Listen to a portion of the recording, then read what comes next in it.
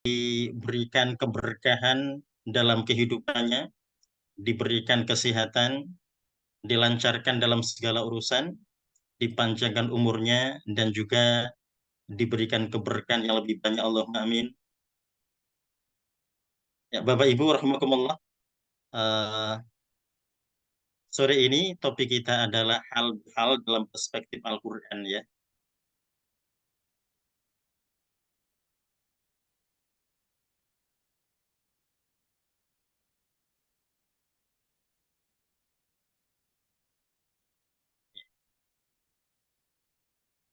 Ya, Bapak Ibu,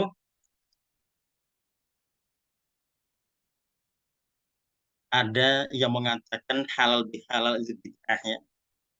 Ada juga yang menganggap bahwasanya orang kalau sudah halal bihalal dianggap semuanya terbebas dari kesalahan. Karena nggak diundang orang Nah, itu udah kita akan direncanakan. membahas dua hal ini. Jadi yang pertama adalah bagaimana Al-Quran menjawab terkait dengan isu bid'ah itu.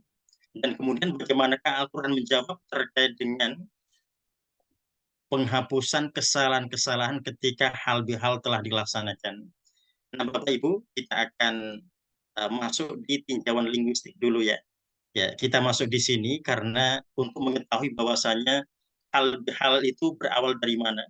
Apakah dalam bahasa Arab ada? Nah, ini kalau kita rujuk kamus-kamus bahasa Arab, ternyata kita tidak mendapatkan istilah hal bihalal ya.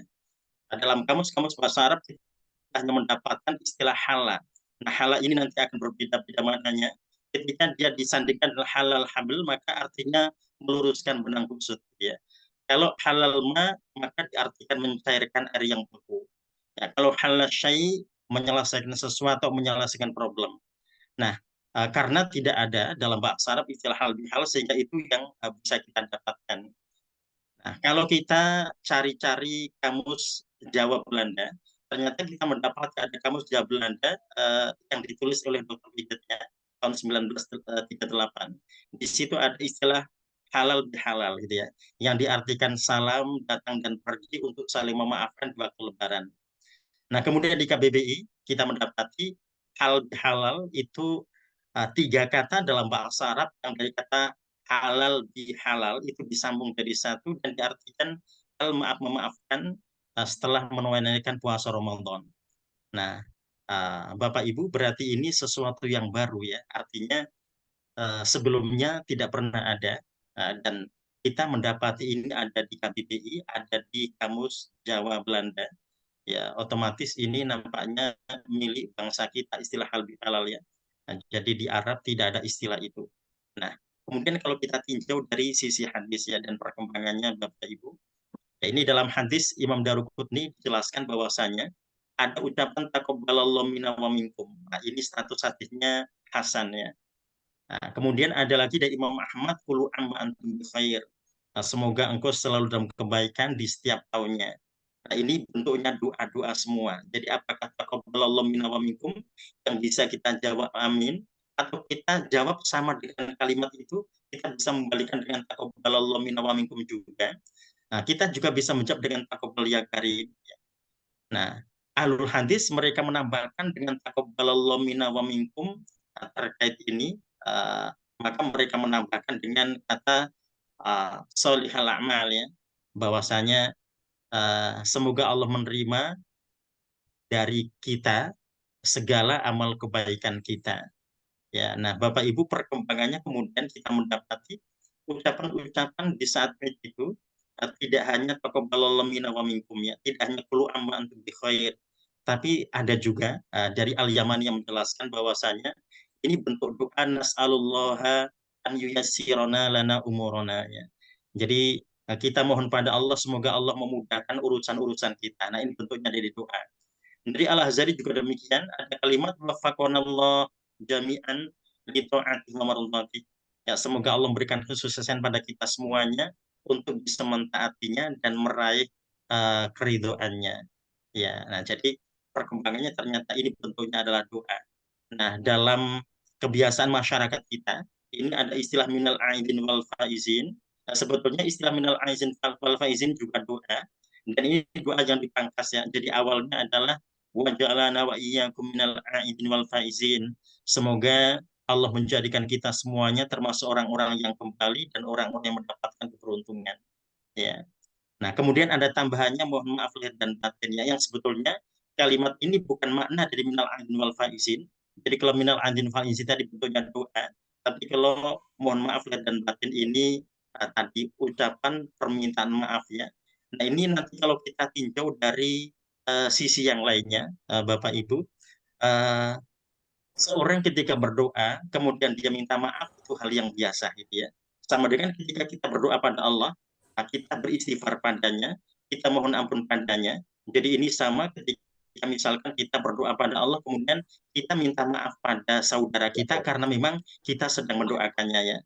Nah, ini dalam tinjauan ilmu fikih ya, kita mendapati ada istilah fikih ibadah dan ada istilah fikih muamalah. Nah, fikih ibadah ini adalah pemahaman mendalam terhadap nas-nas Al-Quran dan As-Sunnah terkait rukun dan syarat yang sah tentang ibadah seseorang kepada Allah, seperti sholat dan puasa. Artinya, kalau sholat dan puasa diatur, itu pun kalau kita melaksanakan sholat-sholat sunnah, kita dibebaskan melakukan kapan saja ya, kecuali di waktu yang diharamkan. Jadi kalau sholat berarti ada 5 waktu kita diharamkan sholat, yaitu ketika matahari terbit, ketika matahari di tengah. Nah,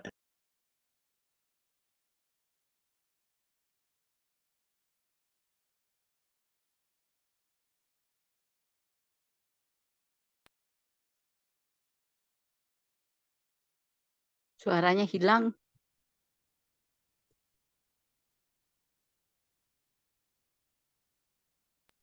ya. Ya, nah Bapak Ibu, ini kita lanjutkan. Untuk fikih muamalah, nah ini muamalah ini tentunya terkait dengan sedekah, silaturahim atau bermaaf-maafan ya. Ya, jadi kalau kita kembali pada tinjauan fikih muamalah, maka hal tidak ada masalah di situ.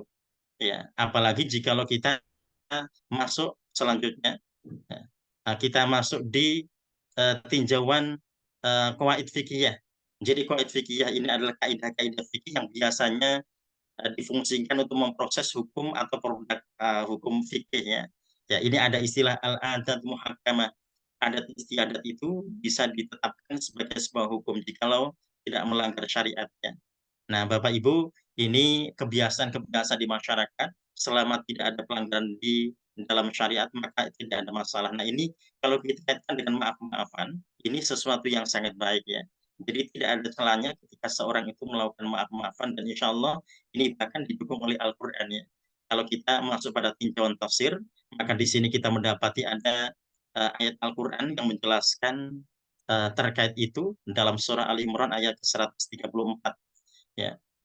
Alladzina yunfikuna fis-sarra'i wad-dharra, yaitu orang-orang yang mereka berinfak di saat lapang dan sempit. Artinya orang ketika berinfak di saat lapang dan sempit ini mereka tidak dibatasi dengan waktu ya. Wal kadhiminal ghaid, menahan amarah juga tidak dibatasi dengan waktu. Wal afina 'anin nas, memaafkan orang lain juga tidak dibatasi dengan waktu. Artinya kapan saja kita dipersilakan untuk melakukan itu semua. Nah, ini kategorinya adalah muamalah ma'an nas ya. Jadi sehingga kalau kita kembali pada tinjauan tafsir, tidak ada masalah dalam hal bihalal. Jadi kesimpulannya hal bihalal ini menjadi sesuatu yang baik insya Allah. Jadi tidak ada mabar di sana dari berbagai macam sisi tinjauan yang ada. Nah, Bapak Ibu, ketika kita sudah memastikan bahwasanya hal bihalal tidak ada masalah dan baik untuk dilaksanakan oleh umat, maka apakah kemudian hal bihalal itu akan menjadikan kesalahan-kesalahan mereka terhapus semua? Jadi kesalahan-kesalahan terhadap orang lain, terhadap kawan-kawan kita, apakah otomatis akan terhapus semuanya? Nah, Bapak Ibu, ini kita kalau kembali pada perkara-perkara itu, maka tidak semua perkara terhapus ya. Ada perkara-perkara yang tidak akan pernah bisa terhapus kecuali mereka berinisiatif berusaha untuk menyelesaikannya. Jadi tidak bisa hilang dengan halal bihalal. Yang pertama adalah pernah melakukan sumpah nadar atau janji gitu ya. Yang kedua terkait dengan qisas. Yang ketiga dengan gasab ya, gosok. Yang keempat terkait dengan hibah. Nah, ini kita akan bahas satu persatu Bapak Ibu. Ya, terkait dengan sumpah dan nadar ini janji. Jadi kalau ada seorang yang mungkin dia pernah bilang pada kawannya bahwasanya jikalau dia telah diwisuda dia akan mentraktir kawan-kawannya. Jadi ya, ini nadar, itu juga janji ya. Ya. Nah, ketika tidak terlaksana, apakah kemudian halal bihalal bisa menghapuskan kesalahan itu? Tidak.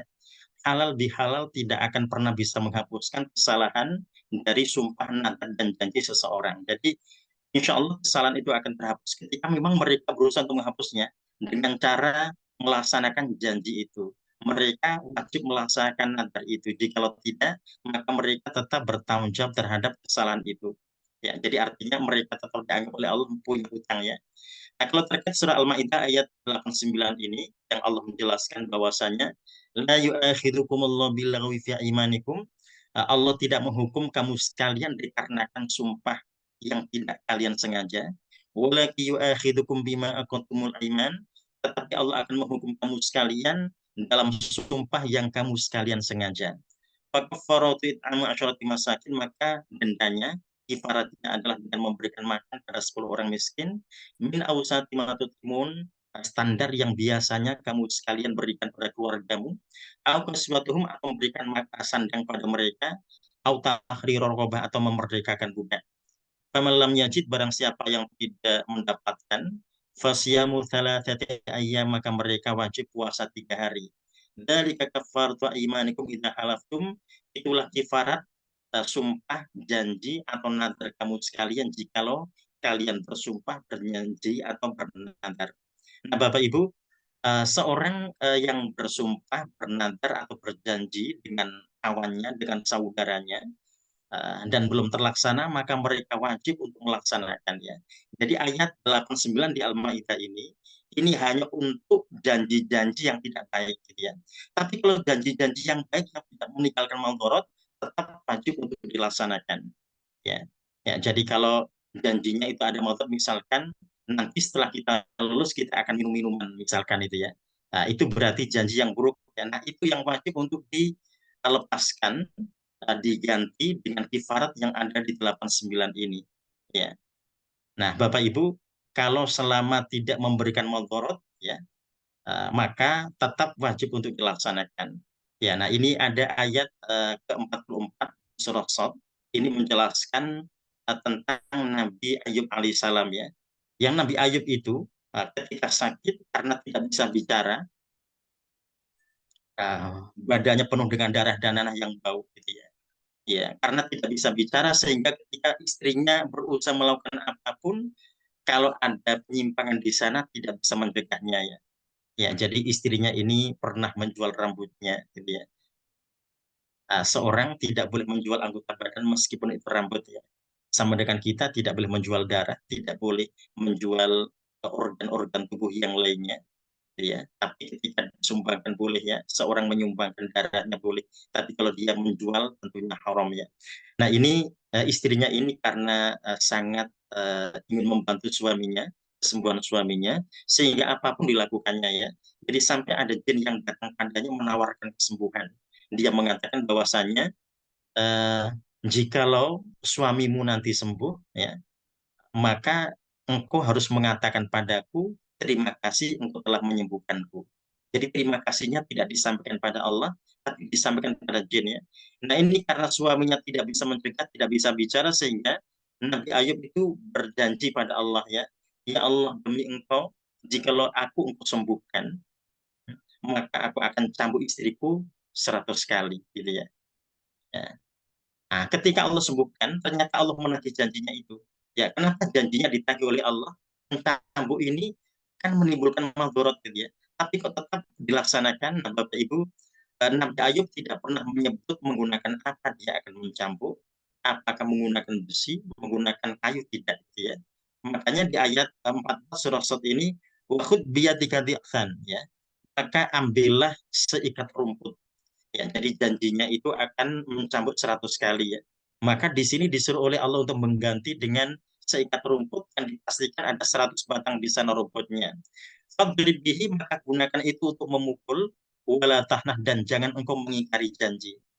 Ya, inna wajadnahu sabira, sesungguhnya kami mendapati Nabi Ayub itu termasuk seorang yang sabar, ni'mal abdu, sebaik-baik hamba, innahu awwab, sesungguhnya dia adalah orang yang sangat baik gitu ya.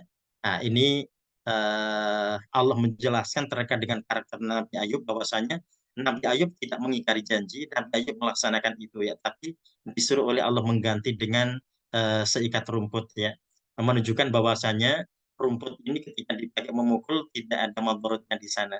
Ya, jadi meskipun kita tidak mendapatkan ada manfaat di situ, tapi Allah tetap menagihnya agar dia tetap melakukannya. Jikalau tidak, maka dia tetap punya hutang terhadap itu. Nah, begitu juga dengan kita semua, ya bahwasanya ketika kita pernah berjanji dengan saudara kita, dengan kawan kita, maka ini tidak bisa kita hilangkan hanya dengan hal bihalal. Jadi mesti diselesaikan apa yang pernah kita janjikan, mesti kita akan laksanakan.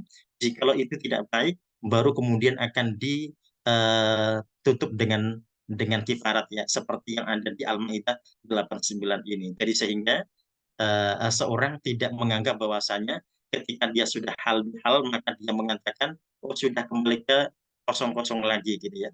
Bahkan ada orang yang setelah hal itu tidak mengatakan kosong-kosong ya gitu ya. Jadi seakan-akan seluruh kesalahan yang ada itu sudah hilang seakan-akan begitu, padahal ada yang tidak bisa hilang di sana. Ya, nah kalau kita kaitkan dengan sumpah, nazar dan janji, janji itu kan hutang gitu ya. Iya, jadi kalau hutang materi otomatis ya tidak mungkin akan hilang. Nah, begitu juga dengan hutang-hutang yang lainnya termasuk janji yang disebut al-wa'du dain ya. Ya. Ini tentunya juga akan menjadi hutang jikalau tidak segera dilaksanakannya. Nah, itu yang pertama yaitu sumpah, nazar dan janji.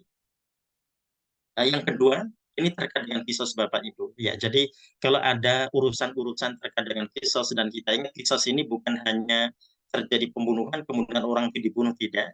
Tapi kisos ini kalau dalam surah Al-Maidah ayat 45 kata Allah, wa katabna alaihim fiha anan nafsa bin nafsi. Kami telah tetapkan pada mereka bahwasanya jiwa dibalas dengan jiwa.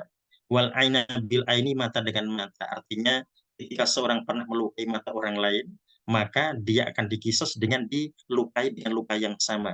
Wal anfa bil anfi, hidung dengan hidung. Wal udhuna bil udhuni, telinga dengan telinga. Wasina bil sini, gigi dengan gigi. Wal juruha kisos, dan setiap luka ada kisosnya. Nah, ini terkait dengan seseorang mungkin yang pernah mukul orang lain gitu ya. Maka itu mesti diselesaikan, tidak bisa hanya dengan hal bihalal ya.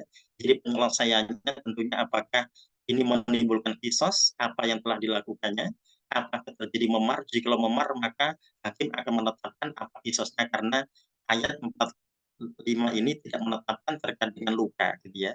Yang jelas Allah memastikan bahwasanya setiap luka ada kisosnya. Tapi kalau terkait dengan hidung, terkait dengan gigi, maksudnya ketika seorang menonjol orang lain menjadikan giginya tanggal, maka Rasul sudah menyatakan bahwasanya satu gigi yang tanggal, maka kifaratnya, jikalau korbannya memaafkan, maka kifaratnya adalah 5 ekor unta, gitu ya. Nah, jikalau dia mencelaki seseorang hingga tulangnya bergeser, maka kifaratnya 15 ekor unta, jikalau dia memaafkan, gitu ya. Kalau dia tidak memaafkan, tetap akan dilakukan kisas itu. Nah, Bapak Ibu, ini yang kemudian terkait dengan kisas, bahwasanya terkait dengan hal-hal kisas ini, maka seorang tidak bisa menghilangkan dengan hal bihalal. Jadi mereka mesti khusus untuk menyelesaikan terkait dengan hal kisas ini. Nah, kemudian yang selanjutnya, yang ketiga, ini terkait dengan kasab Bapak Ibu ya, yang kemudian dijelaskan oleh Rasulullah dalam hadisnya yang diriwayatkan oleh Sa'ad bin Zaid, bahwasanya manik tata shibran minal ardi dulman ya. Barang siapa yang berbuat dolim dengan mengambil 1 inci dari tanah gitu ya. Maka tawakahullah biyaumal qiyamah min sabi aradin. Allah akan mengalungkan 7 kali tanah seberat itu ya di hari kiamat nanti. Nah, ini Bapak Ibu, ini terkait dengan seorang yang mungkin bisa terjadi ya, ada kesalahan yang model begini, dan model begini tidak bisa diselesaikan dengan hal bihalal. Misalkan orang bertetangga gitu ya. Jadi rumahnya ternyata memakan tanah tetangganya gitu ya. Nah, meskipun ini disebut dengan hanya 1 inci saja, maka di situ wajib untuk diselesaikan. Kalau tidak, maka akan berbahaya, Bapak Ibu ya. Jadi yang model yang ketiga ini juga termasuk yang tidak bisa diselesaikan dengan hal bihalal. Nah, Bapak Ibu, ini juga nanti bisa termasuk dalam hal-hal yang lainnya ya. kalau dalam hadis Nabi mencontohkan juga terkait dengan seorang pembantu yang mengirimkan makanan ke rumah Rasulullah dan kemudian nampannya itu dijatuhkan oleh istri Rasul dan pecah gitu ya. Maka Rasul mengganti nampan itu gitu ya. Nah itu bentuk tanggung jawab seseorang agar tidak dianggap menggasap begitu Bapak Ibu ya. Dan itu semuanya tetap tidak bisa diselesaikan dengan hal halal dan itu perlu khusus untuk menyelesaikan jika terkait dengan gasap menggasap. Nah, Bapak Ibu berikutnya yang keempat ini terkait dengan hibah gitu ya. Nah, hibah ini yang tentunya bisa terjadi pada siapa saja Bapak Ibu. Ini kita mendapat ada dua riwayat terkait dengan hibah bahwasanya hibah itu orang yang pernah menghibai si A, si B dan si C tidak bisa diselesaikan dengan hal halal ya. Jadi hadis yang pertama ini adalah hadis yang diriwayatkan Imam Baihaqi tapi dengan sanad yang dhaif gitu ya. Tapi nanti kita akan bandingkan Bapak Ibu bahwasanya anna kafaratul ghibati an tastaghfira liman a'tabata. Ya. Jadi yang namanya ghibah itu kifaratnya adalah ya, seorang akan memintakan ampun pada Allah untuk orang itu gitu ya. Ya ini dengan sanad lemah ya. Tapi di antara para ulama termasuk Ibnu Qayyim al-Jauziyah itu lebih memilih itu ya. Kenapa begitu? Ya, jadi ketika ada seorang yang menghibah kawannya, menghibah saudaranya, menghibah tetangganya, maka dia mesti menyelesaikan dengan memohonkan ampun pada Allah untuk yang bersangkutan, gitu ya. Ya. Nah, bagaimanakah dengan hadis yang kedua ini, Bapak Ibu? Hadis kedua ini terkait dengan man kana indahu li akhi mudlimah, barang siapa yang pernah menzalimi saudaranya, maksudnya dengan menghibahnya, fi irdin aw syai'in fatahallalahul yaum, maka dia wajib minta untuk dihalalkan kezalimannya itu. Qabla an yakuna dinaran wala dirhamnya, sebelum tidak ada lagi dinar dan juga dirham, maksudnya sebelum terjadi hari kiamat. Jadi mereka mesti menyelesaikan itu. Nah, Bapak Ibu, kalau kita kembali pada hadis yang kedua ini adalah hadis Bukhari yang dinyatakan sahih hadisnya.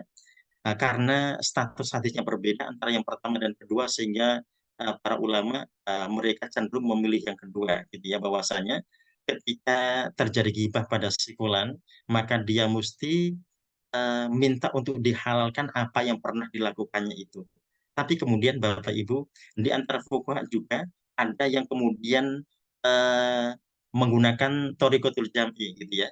Menggunakan metode mengumpulkan di antara dua hadis ini karena memang yang atas meskipun dhaif tetapi sangat mungkin untuk dilakukan jikalau orang-orang yang pernah dihibah dan kalau seandainya si fulan meminta maaf padanya menjadikan dia marah dan sebagainya yang nanti malah akan berkepanjangan dan bahkan akan makin sakit hati dan seterusnya, maka yang pertama ini bisa dijadikan sebagai solusi bahwasanya seorang untuk menghilangkan dosa hibah itu mereka bisa memohonkan ampun yang bersangkutan pada Allah gitu ya, atau yang bersangkutan bisa membicarakan kebaikan-kebaikannya agar hibah yang pernah dilakukannya bisa tertutupi oleh informasi baik yang dia sampaikan ya. Nah itu yang kemudian jadikan sebagai salah satu alasan Bapak Ibu kenapa kemudian hadis yang pertama meskipun dhaif tapi tetap digunakan, yaitu tadi kembali pada karakter orang-orang gitu ya. Ada orang itu yang ketika si fulan minta dihalalkan karena pernah menggibahinya, dia mungkin senang gitu ya. Tapi ada orang yang marah gitu ya. Nah, untuk menyikapi karakter orang yang berbeda beda ini sehingga kemudian dua hadis yang berbeda ini bisa dijadikan sebagai solusi. Ya, jadi kalau untuk yang pemarah maka bisa menggunakan yang pertamanya. Jadi cukup dimohonkan ampun pada Allah saja atau disebut kebaikan-kebaikannya sehingga ghibah yang pernah dilakukannya akan tertutupi dengan informasi baik yang dia sampaikan. Nah, kalau orang yang bersangkutan atau yang digibahi itu adalah orang yang sangat pemaaf, maka pelakunya bisa menggunakan model yang kedua, yaitu hadis Imam Bukhari yang dinyatakan sahih hadis ini. Nah, Bapak Ibu rahimakumullah, jadi kembali pada permasalahan kita di awal terkait dengan hal bihal yang dianggap bid'ah, maka tidak ada bid'ah di sini. Ya, jadi semua informasi yang tadi telah kita sampaikan sudah menggali itu semuanya bahwasannya hal bihalan bukanlah bid'ah meskipun tidak ada istilah itu dalam bahasa Arab atau dalam hadis dalam Al-Quran, tapi secara kontekstual itu semuanya insya Allah tidak masalah dalam hal bihalal. Nah, kemudian yang kedua, Al-Quran telah menjawab bahwasanya tidak semua kesalahan itu akan terhapus dengan adanya hal bihalal. Ada hal-hal yang tetap tidak bisa terhapus kecuali dengan usaha untuk menghapuskannya di luar hal bihalal itu ya. Yaitu tadi ada ghibah gitu ya. Kemudian ada ghosab, ada terkait juga dengan qisas gitu ya. Dan kemudian ada juga terkait dengan janji, nadar, dan sumpah. Nah, Bapak Ibu rahimakumullah, nah 4 hal ini tentunya menjadikan kaum muslimin mereka wajib untuk memegangnya karena jangan sampai ada orang-orang yang mereka mengambil kesempatan dalam hal bihalal itu ya, mengambil kesempatan seakan-akan untuk menghilangkan seluruh kesalahan yang ada gitu ya. Sedangkan ada hal-hal yang tidak bisa diselesaikan dengan itu. Nah, ini insya Allah Bapak Ibu rahimakumullah sebagai mukadimah untuk mengawali kajian kita sore ini terkait dengan hal bihal dalam perspektif Al-Quran. Semoga kita semuanya bisa mendapatkan kebaikan dari hal bihal yang kita lakukan, dan semoga kita juga bisa mengambil pelajaran dari Al-Quran dan hadis yang telah memberikan penjelasan terkait dengan hal-hal yang tidak mampu untuk dihapuskan oleh hal bihalal. Ya, itu insya Allah Bapak Ibu. Dan saya kembalikan pada host, silakan. Alhamdulillah Ustadz Aman Toha yang pencerahannya soal bagus sekali dan memang sangat relevan dalam situasi sekarang ini terutama. Mungkin untuk memulai pertanyaan, saya mungkin saya bisa mulai Ustadz. Itu tadi saya tertarik sekali Ustadz mengatakan bahwa adat istiadat itu bisa menjadi hukum. Artinya bisa menjadi salah satu pertimbangan untuk menetapkan hukum fikih ya Ustadz ya, berdasarkan adat istiadat ya. Saya jadi ingin bertanya mengenai sumpah Ustadz, sumpah jabatan. Kita lihat bahwa kalau orang memegang jabatan itu disumpah, lalu di belakang ditaruh kitab suci Quran, kalau di Islam, Injil kalau dia Kristen. Itu memang ada perintah atau apa untuk sumpah sebelum menerima jabatan itu Ustadz? Ada hukumnya gitu apa? Gimana Ustadz? Ya, ini terkait dengan al-adat muhakamah ya. Ini tadi terkait kaidah fikih, termasuk metode untuk memudahkan seorang dalam menggali hukum fikih ya. Nah, kita punya adat, punya kebiasaan seorang ketika menjabat itu ada sumpah jabatan yang di situ ditambahkan selain dengan sumpahnya, maka dia ditambahkan didekatkan Al-Quran di kepalanya gitu ya. Atau oleh agama lain menggunakan kitab suci masing-masing. Nah, insya Allah tidak ada masalah terkait dengan kitab suci yang didekatkan itu karena untuk mengingatkan gitu ya, untuk mengingatkan. Yang jelas sumpah-sumpah jabatan ini nanti akan jauh lebih besar dibandingkan sumpah nadar seseorang pada kawannya gitu ya. Ya, jadi kalau pada kawannya ini terkait dengan misalkan menjanjikan sesuatu, nah ini kan memang antar pribadi gitu ya. Tapi kalau kita bicara terkait sebuah jabatan, ini memang menyangkut hajat hidup orang banyak gitu ya. Sehingga ketika terjadi penyimpangan memang akan sangat besar adanya. Dan sumpah jabatan ini otomatis dia tidak akan bisa dihilangkan kalau seandainya terjadi pelanggaran ya. Tidak bisa dihilangkan dengan halal bihalal. Ya, jadi kalau yang antar pribadi saja urusan-urusan kecil tidak bisa hilang dengan hal bihalal, apalagi itu menyangkut hajat hidup orang banyak gitu ya.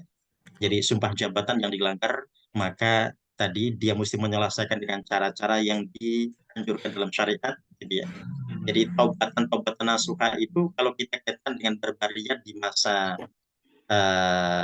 Nabi Syamwil, ya, itu ada seorang keturunan dari Bani Israel yang dikenal namanya dengan Barbaria ya. Jadi Barbaria ini seorang yang sangat cerdas gitu ya, piawai gitu ya, dan dia ketika diamani menjadi pemimpin itu ternyata banyak sekali kebijakan-kebijakan yang menyimpang di sana ya. Ketika dia sudah usia menjelang lengsernya, dia bertaubat di situ, bertaubat pada Allah dengan cara dia datang ke masjid dan dia melubangi tulang selangkannya, kemudian ikat dengan rantai ke salah satu tiang masjid. Ya, darah berkucuran di situ ya. Ya, nah ternyata Barbaria ketika taubatnya dengan cara itu dia ternyata sudah lengser dari jabatannya. Jadi dia bertaubat ketika sudah lengser ya. Nah, ini kalau terkait dengan apa yang dialami oleh Barbaria ini, biasanya kalau ada nabi di masanya itu wahyu akan turun untuk bisa menjelaskan apakah Barbaria diampuni atau tidak. Nah, itu dicatat dalam Musnad Imam Ahmad. Ali bin Abi Thalib meriwayatkan terkait dengan itu bahwasanya Nabi Syamil mendapat wahyu bahwasanya Barbaria tidak diampunkan dosanya, gitu ya. Kenapa? Karena syarat tobat belum selesai untuk dilaksanakan. Jadi kalau dia ini kesalahannya menyangkut orang lain, berarti dia tidak hanya minta ampun pada Allah, dia tidak hanya berjanji tidak mengulangi, dan tidak hanya menyesal, tapi ditambah satu lagi. Dan yang satu ini adalah menyelesaikan urusan dengan umat.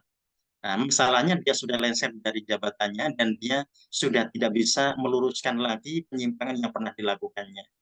Ya, ya. Jadi meskipun dia totalitas dalam tobat gitu ya, tapi ada satu poin yang belum diselesaikan yaitu menyelesaikan urusan dengan manusia. Ya, ya. Dan itu yang kemudian dinyatakan ini bahwasanya dosa-dosa yang model begini tidak bisa selesai dengan hal bihalal.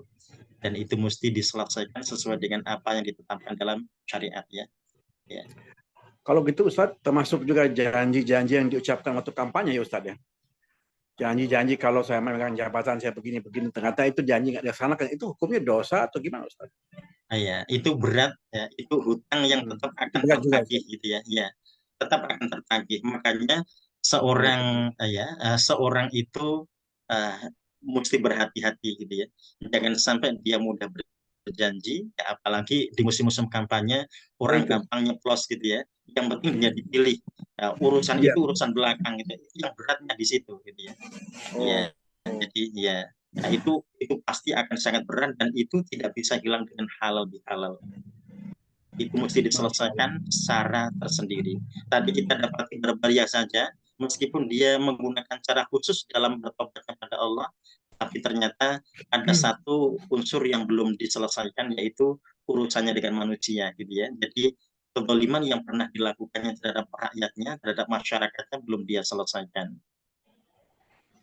Ya, terima kasih. Ada yang dari yang lain, silakan ibu-ibu atau bapak mau bertanya.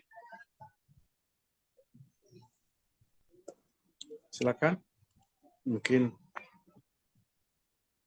Assalamualaikum warahmatullahi wabarakatuh. Waalaikumsalam warahmatullahi wabarakatuh. Ustadz, mohon penjelasan mengenai kasus seandainya ada seseorang melakukan perundungan gitu ya, bullying kepada orang lain atau pelecehan misalnya.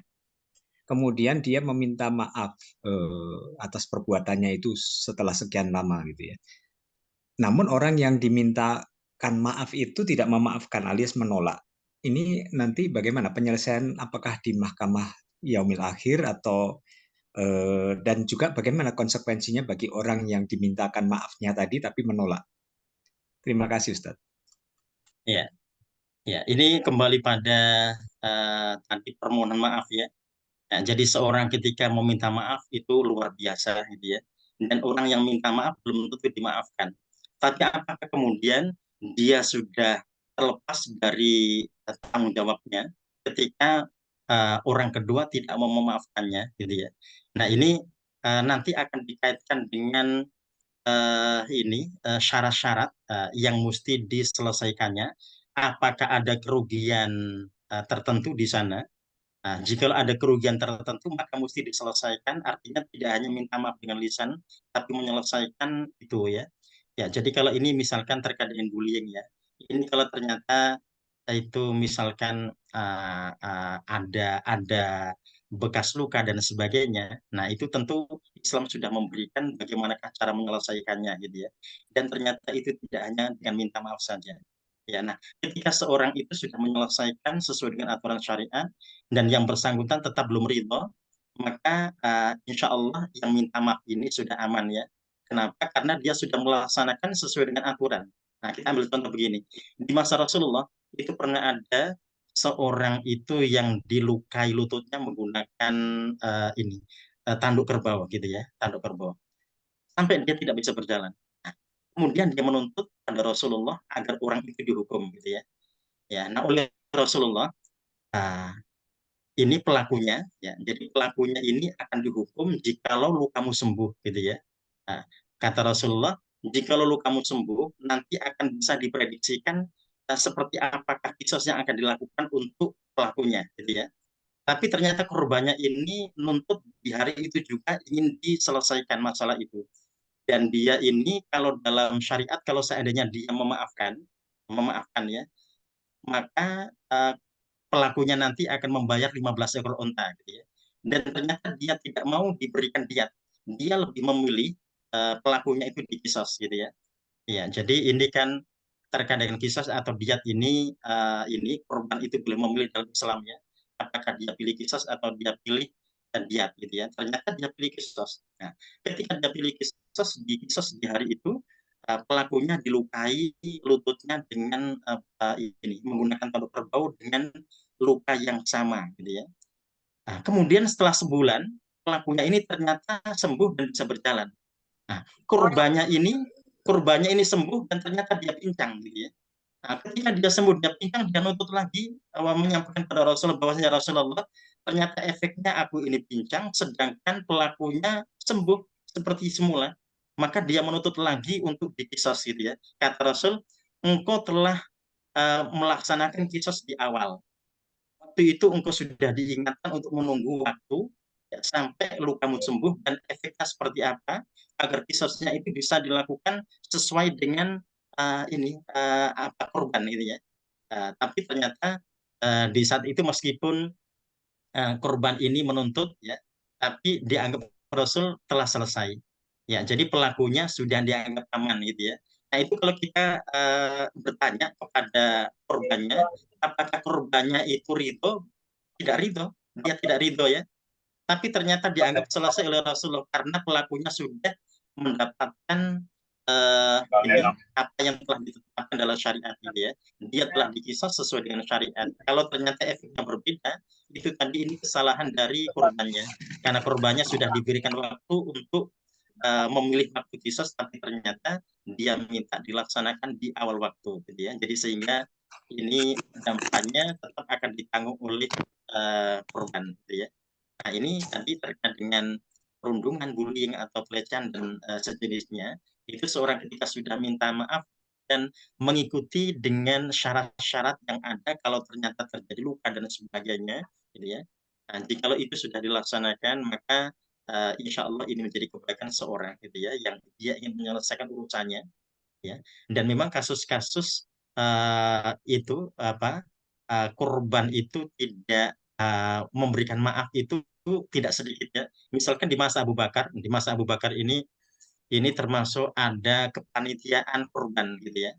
Nah, di hari min 3 itu orang-orang yang berkorban itu tidak boleh lagi masuk ke kandang karena akan dilakukan pengecekan, gitu ya, pengecekan. Nah, ketika itu yang masuk adalah Abu Bakar dan Umar masuk ke kandang.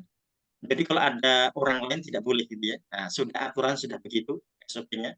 Ternyata ketika keduanya ini ngecek binatang-binatang yang akan dijadikan korban itu, melihat ada seseorang yang ada di dalam, sehingga dia dicambuk, gitu ya. Nah, dia dicambuk sebetulnya ini karena aturan yang telah dilakukan bahwasanya dia melakukan pelanggaran, jadi dia dicambuk. Ternyata dia tampak marah, gitu ya. Karena dia marah sehingga Abu Bakar itu melepaskan ikat pinggangnya, diberikan pada orang itu dan mengatakan, cambuklah aku sepuasmu.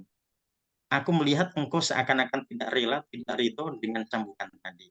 Ya. Nah, dikira Umar orang itu minta maaf dan tidak mencambuknya, ternyata dia mencambuk Bakar sekeras-kerasnya, gitu ya. Nah, ini Abu Bakar ingin menyelesaikan urusan di dunia, gitu ya. Nah, ingin menyelesaikan di dunia. Jadi meskipun orang tadi tampak tidak ridho, gitu ya, tetapi dia sudah menyelesaikannya, gitu ya. Jadi insya Allah seorang ketika sudah melakukan tadi meminta maaf dengan syarat-syarat, jika ternyata ada unsur-unsur yang memang mesti diselesaikan tadi dengan cara-cara syariat, maka insya Allah sudah aman ya, meskipun orang yang pernah ini tadi yang pernah dirundung itu ternyata belum juga ridho dan belum juga memaafkan, gitu ya. Ya itu insya Allah. Syukran katsiran, Ustaz. Afan. Silakan, mungkin ada yang lain, ibu-ibu kalau yang mau bertanya. Ustaz, Ya, silakan. Ya, Ustaz. Ya, teman-teman, Gus. Ya, terkait yang sumpah ini sumpah profesi semacam itu, Ustaz, sama juga ya, dokter atau notaris atau apa itu profesi-profesi lain, begitu lulus dia akan harus ikut sumpah, sadar tidak sadar, rela tidak rela, dia harus lakukan itu. Andaikan di perjalanan kemudian melanggar kode etik atau sejenis itu, tentu sebetulnya melanggar sumpah juga ya. Oh ya, Solusinya betul. gimana, Ustaz? Ya, ya itu tadi taubat itu ada ukuran taubat ya. Jadi kalau kesalahannya hanya pada Allah, itu syarat taubatnya hanya 3. Mohon ampun, berjanji tidak mengulangi, dan menyesal ya. Tapi kalau ada kaitannya dengan manusia yang mereka mungkin pernah didolimi gitu ya, jadi ternyata dia melakukan kedoliman terhadap orang lain, nah itu berarti mesti diselesaikan. Ya, nah itu tadi berarti hampir sama kasusnya dengan Barbaria gitu ya.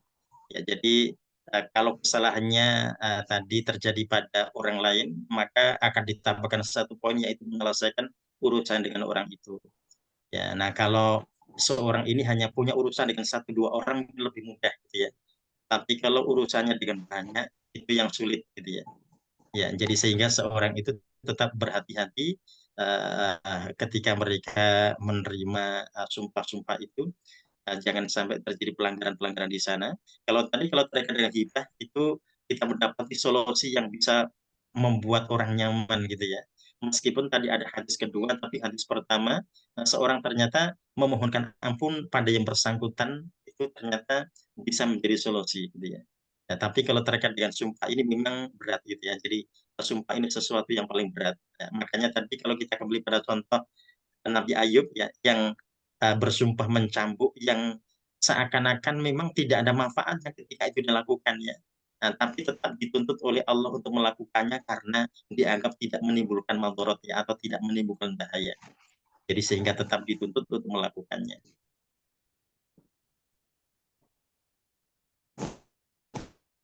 Ustaz, bagaimana kalau yang dizolim itu sudah meninggal dunia itu, mohon maafnya bagaimana, Ustaz?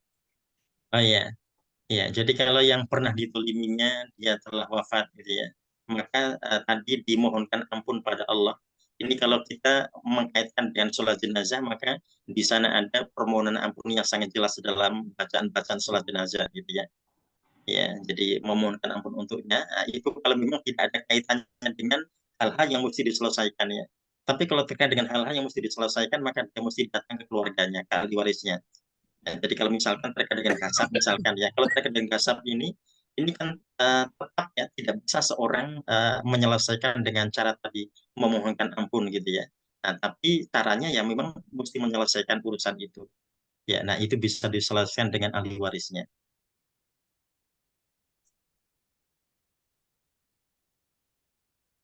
Berat, Ustaz, ya, soal zalim menzalimi ini. Jadi saya pengen tahu nih, kira-kira definisi zalim itu apa sih, Ustaz? Dari secara fikih itu, bahwa kita sudah dianggap menzalimi itu seperti apa sebenarnya minimumnya? Kita kan kadang-kadang sudah nggak sadar, itu tiba-tiba kita sudah melakukan perbuatan yang zalim. Kita nggak tahu padahal. Ya, ya. Jadi zalim ini bentuk isim fa'il dari kata dzalama yadzlimu ya. Ya memang dalam bahasa kita sudah diartikan dengan menzalimi gitu ya.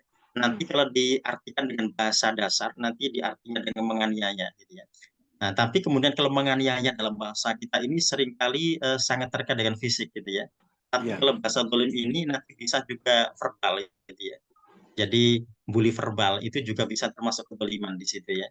Ya, jadi tadi terkait dengan pelanggaran seseorang mengambil hak orang lain ya, apapun itu memang itu adalah bagian daripada kezaliman itu gitu ya. Ya, jadi tadi terkait dengan hak apa saja itu. Jadi apakah terkait material atau imaterial, maka di situ bisa disebut dengan bahasa kezaliman jika terjadi pelanggaran dalam hal itu. Itu ada ayat yang Al-Quran, la ilaha illa anta subhanaka inni kuntu minaz zalimin. maksudnya apa? Kita menzalimi diri sendiri, Ustaz? Oh iya, jadi itu zikirnya Nabi Yunus ya. Nabi Yunus, jadi orang ketika tidak memberikan hak pada diri sendiri juga termasuk zalim pada dirinya. Misalkan begini, seorang itu mesti menyelamatkan diri ya agar tidak dijilat api neraka gitu ya. Tapi ternyata dia membiarkan dirinya terjerumus, nah berarti dia menzalimi dirinya. Nah ini kalau Nabi Yunus yang tadi menyebutkan la ilaha illa anta subhanaka inni kuntu minadh dhalimin ya. Ya Allah, tidak ada Tuhan melainkan Engkau, sesungguhnya aku termasuk di antara hamba-Mu yang zalim. Nah, ini karena punya tanggung jawab terhadap kaumnya gitu ya. Meskipun Nabi Yunus ini disakiti dari waktu ke waktu, bahkan mau dibunuh gitu ya. Nah ini Nabi Yunus ini kan meninggalkan tanggung jawab. Iya. Jadi karena Allah tidak menyuruhnya pergi, tapi ternyata dia pergi gitu ya. Kalau Rasul memang diperintahkan hijrah gitu ya. Tapi kalau Nabi Yunus tidak diperintahkan hijrah. Nah, jadi berarti di mata Allah Nabi Yunus itu masih sanggup untuk menyelesaikan masalah kaumnya. Tapi dia kemudian pergi ya. Nah, ketika ada masalah di laut itu ya, kemudian dia dimakan ikan dan berada di perut ikan sampai 40 hari itu ya. Nah, dia berdoa dengan kalimat itu, la ilaha illa anta subhanaka inni kuntu minadh dhalimin. Jadi dia merasa telah menzalimi dirinya ya. Ya karena dia tidak melaksanakan tanggung jawab. Jadi meskipun tadi korbannya adalah orang lain, masyarakat, tetapi masyarakat tadi kan menjadi tanggung jawabnya, sehingga dia dianggap oleh Allah sebagai seorang yang zalim, menzalimi dirinya dan juga menzalimi masyarakatnya. Dan dia mengadu pada Allah kalau dirinya termasuk orang yang zalim ya. Dan di situ dia tidak minta apa-apa pada Allah, tapi Allah tahu apa yang diinginkannya ya. Jadi dalam pikirnya itu Nabi Yunus itu ada keinginan untuk kembali pada kaumnya, bertaubat dengan cara kembali pada kaumnya meskipun nanti dibunuh gitu ya. Jadi seperti itu, pokoknya dirinya sudah siap untuk dibunuh gitu ya. Ya. Ternyata meskipun tidak minta dengan ucapan-ucapan ya hanya la ilaha illa anta subhanaka inni kuntu minadh dhalimin, tapi Allah kembalikan. Ya, jadi dibuat dan nun, ikan nun ini mulus gitu ya, dan kemudian bisa memuntahkan dirinya ya. Dan itu yang luar biasa ya. Ketika kembali pada kaumnya, ternyata kaumnya bukan ingin membunuhnya, tidak, bahkan kaumnya itu merindukannya. Itu yang menjadikan Nabi Yunus makin bersyukur pada Allah. Jadi apa yang diangan-angankannya, yang diinginkannya itu ternyata jauh tidak sesuai dengan apa yang diharapkan. Pokoknya Allah memberikan sesuatu yang tidak pernah disangka-sangka.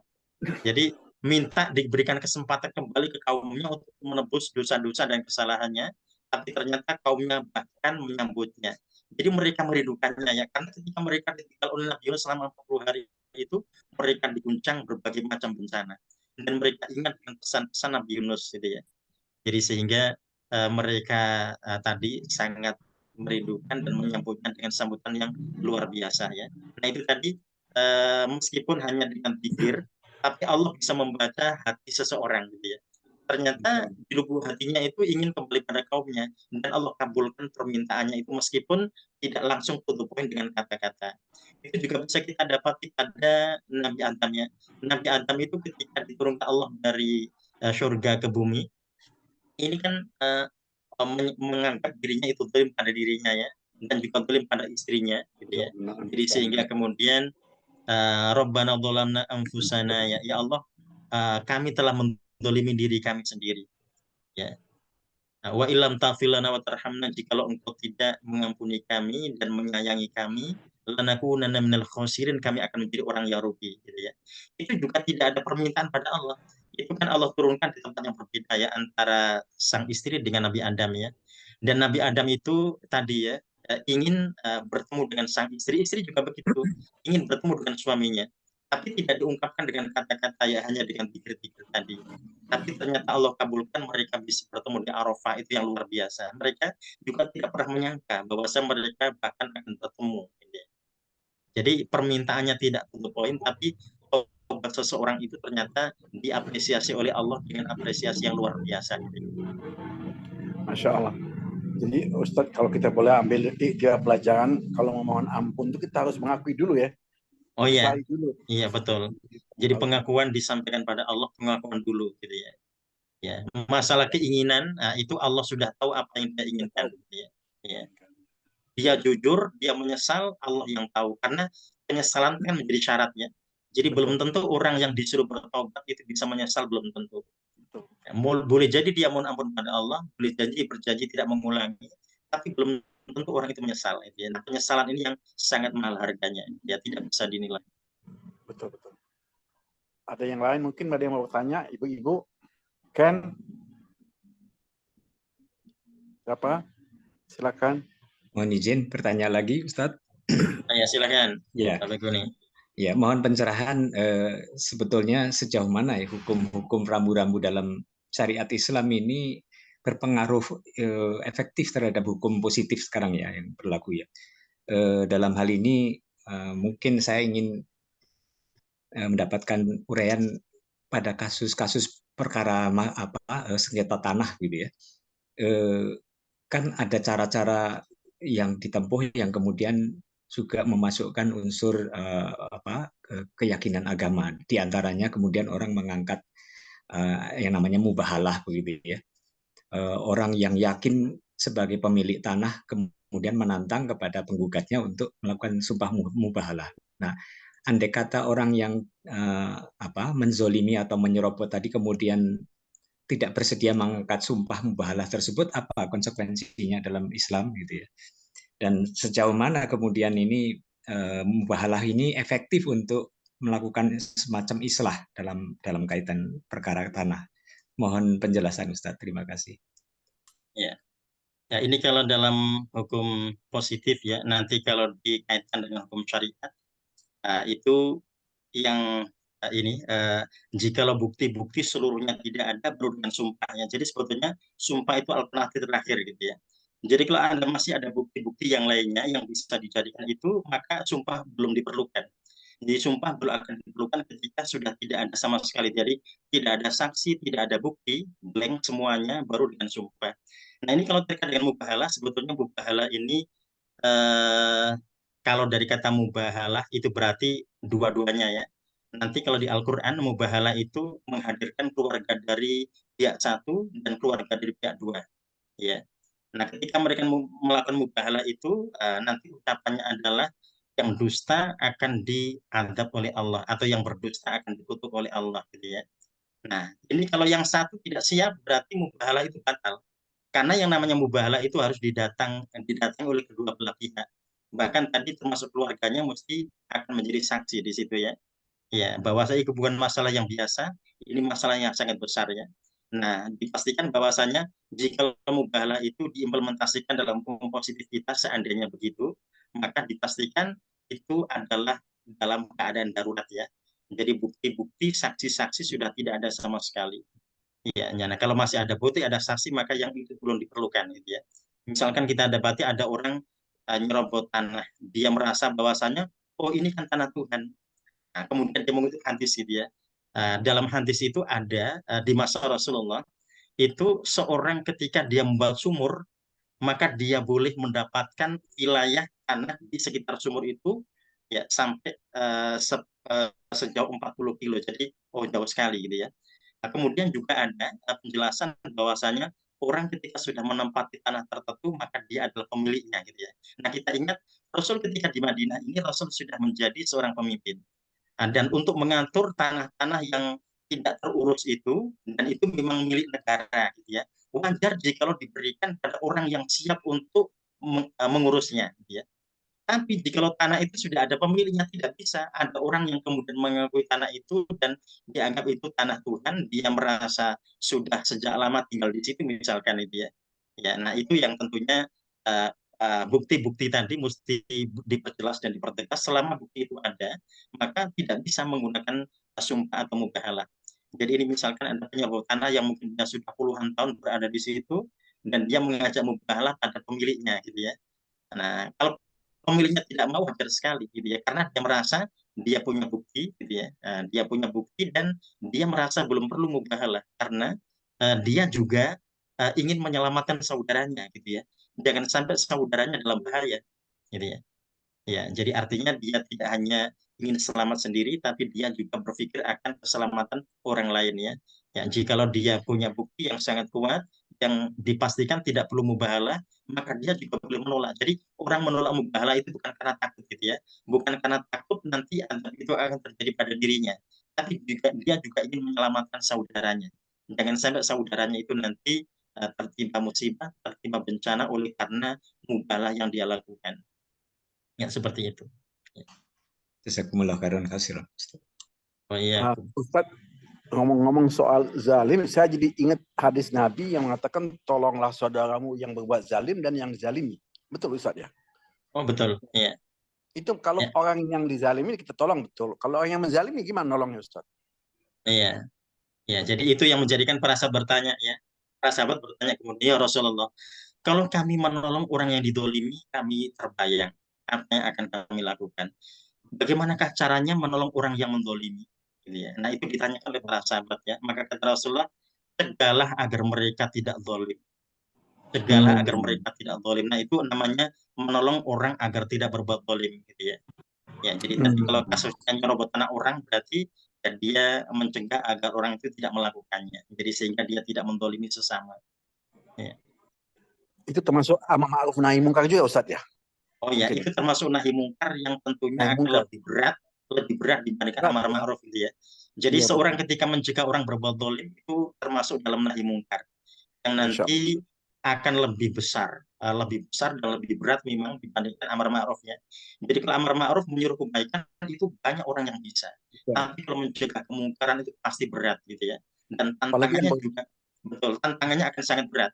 Nanti dia akan tadi punya banyak musuh ya karena memang betul. dia mencegah kemungkaran. Ya, Iya, apalagi yang berbuat mungkar punya kekuasaan Ustaz ya. baik betul. Itu yang makin berat lagi. Ya. Ya, kita bisa baca sirah nabawiyah ya. Dulu Rasul ketika mengajak pada kebaikan, itu semua orang baik ada Rasulullah ya. Bahkan sampai Rasul disebut Al-Amin, orang yang sangat terpercaya. Giliran ketika Rasul mencegah kemungkaran karena memang harus dicegah di saat Rasul diutus oleh Allah menjadi Rasulnya ya. Jadi ketika ada kesyirikan kan memang mesti diluruskan kan begitu ya. Ya, jadi ternyata orang-orang tawaf tidak berbusana. Ternyata orang-orang tawaf itu mereka tidak mengecup Hajar Aswad, tapi yang mereka kecup adalah Lata gitu ya, yang mereka tuhankan. Nah, itu kan Rasul ingin meluruskan, tapi ketika ingin meluruskan, tantangannya luar biasa. Ya, itu berarti Rasul bisa dibunuh, bisa diusir, macam-macam ya, dan ternyata takdir Allah Rasul terusir dari Makkah. Tapi pada akhirnya Rasul mendapatkan Makkah kembali beserta penduduknya, gitu ya. Itu yang luar biasa. Rasul juga tidak pernah berpikir akan itu ya. Dan itu dipastikan kan Rasulullah selalu tadi menepati janji-janjinya.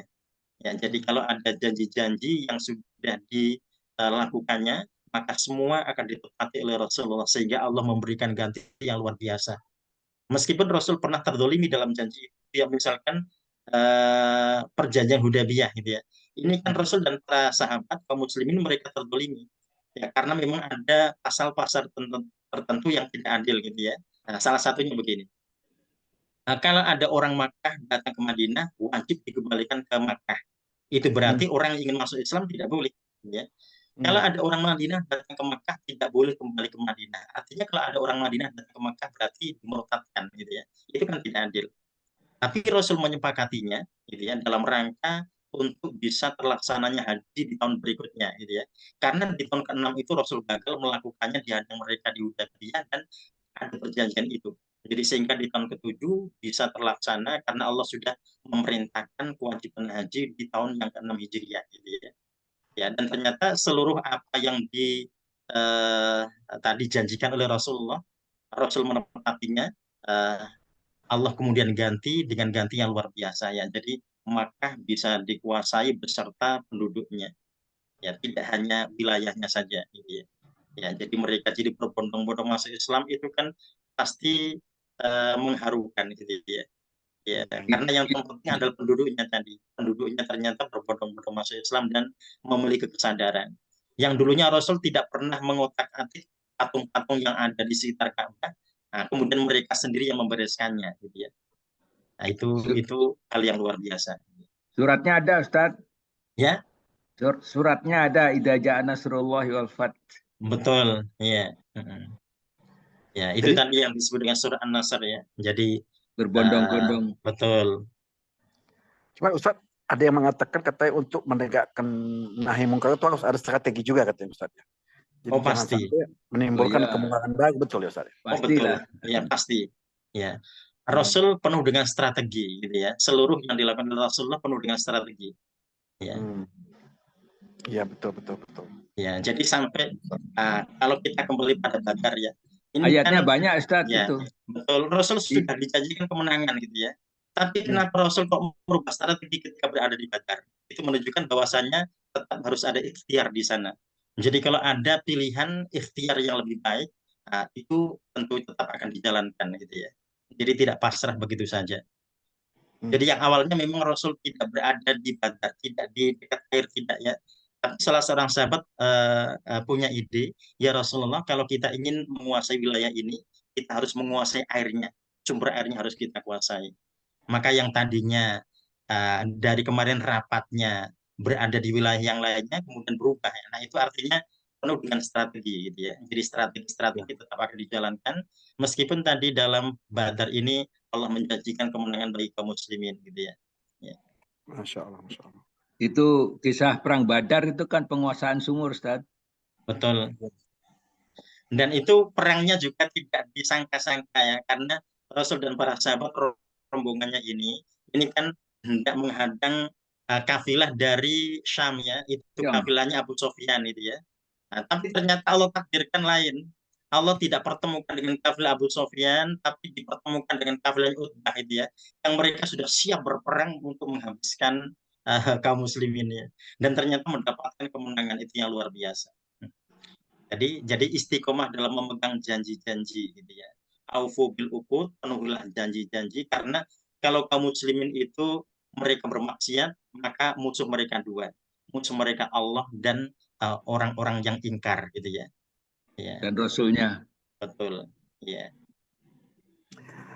Ini ada mungkin ingin didiskusikan sedikit mengenai dulu ada fatwa Ustadz, fatwa ulama yang sekarang jadi hebohkan lagi.